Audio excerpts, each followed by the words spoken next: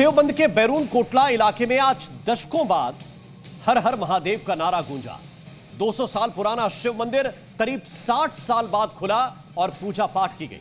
पहले बैरून कोटला सैनी सराय के नाम से जाना जाता था। यहां बड़ी संख्या में हिंदू आबादी रहती थी, लेकिन अब यह इलाका मुस्लिम बहुल है। आखिर कैसे बन गया सैनी सराय एक मुस्लिम मोहल्ला, और दशकों तक 200 साल पुराना मंदिर आखिर क्यों रहा बंद? हैरान करने वाली खबर की डिटेल रिपोर्ट आप देखिए।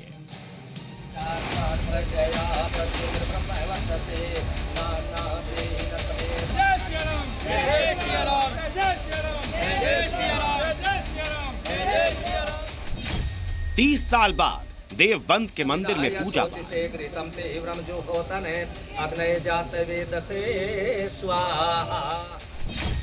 हिंदू पलायन कर गए, मंदिर खंडहर हो गया।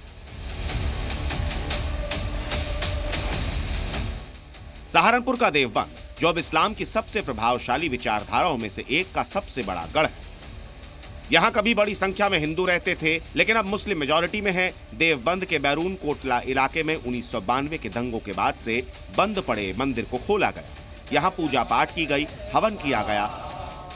बड़ी संख्या में हिंदुओं ने इकट्ठा होकर मंदिर की साफ सफाई की और 3 दशकों से बंद पड़े मंदिर में पूजा पाठ की।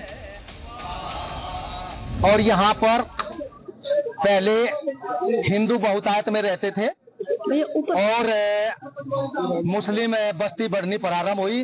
1992 में यहाँ दंगा हुआ। दंगे के कारण से यहाँ हिंदू समाज पलायन कर गया और ये मंदिर था। तब से यहाँ पर 1992 से कोई पूजा अर्चना नहीं हो रही थी। तो हमने फिर विचार किया कि ठीक है, हमारे हिंदू भाई तो नहीं है, परंतु हमारा स्थान है, तो आज हवन पूजन करके हमने मंदिर को जागृत कर दिया। 200 साल पुराना यह शिव मंदिर अब खंडहर हो चुका है, क्योंकि देवबंद का बैरून कोटला पहले हिंदू बहुल इलाका था, फिर मुस्लिम बस्तियां बसनी शुरू हो गईं और देखते ही देखते कुछ वर्षों में हिंदू अल्पसंख्यक हो गए। 1992 के दंगों के बाद तो हिंदुओं ने और तेजी से इलाके को छोड़कर पलायन किया। लेकिन मैं इसके साथ साथ उन सेकुलरवादी नेताओं से और मुस्लिम मौलाओं से और अरशद जो ओवैसी है, ये जो कुछ ना कुछ कहता रहता है, इससे भी मेरा कहना है, और दारुल उलूम देवबंद से भी मेरा कहना है कि हमें इस बात का उत्तर दे कि जहां पर मुस्लिम बस्ती बढ़ती है, वहां से हिंदू पलायन क्यों करता है, और जहां पर हिंदू बहुतायत में है वहां संख्या में मुसलमान है, और मुसलमानों की मस्जिद है, मदरसे हैं, वे सुचारू रूप से कार्य अब भी कर रहे हैं। इतना भेदभाव क्यों है? मंदिर में पूजा पाठ करने वाले यशपाल महाराज ने कहा कि अब हमेशा इस शिव मंदिर में पूजा पाठ चलती रहेगी और मंदिर भी नहीं बिकेगा। साथ ही उन्होंने योगी सरकार से शिव मंदिर के जीर्णोद्धार कराने के साथ ही एक ऐसा आयोग बनाने की मांग की जो ये पता लगा सके कि दंगों वाली जगहों पर कितने हिंदुओं ने पलायन किया, क्यों किया, इसकी जांच हो।